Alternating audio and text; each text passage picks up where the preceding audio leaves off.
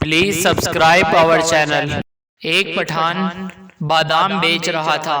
सरदार जी ने पूछा, ये खाने से क्या होता है? पठान, अच्छा ये बताओ, 1 किलो चावल में कितने दाने होते हैं? सरदार जी, पता नहीं।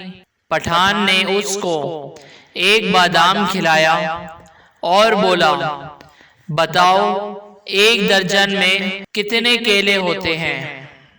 सरदार जी, 12। पठान, देखो दिमाग तेज हुआ ना। सरदार जी, 2 किलो दे दो यार, ये तो बहुत काम की चीज है।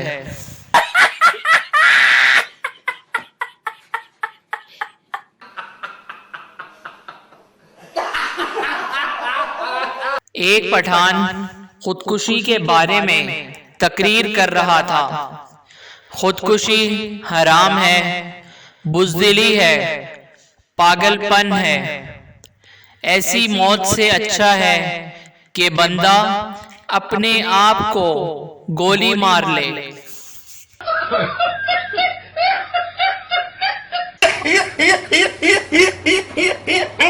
Please subscribe our channel.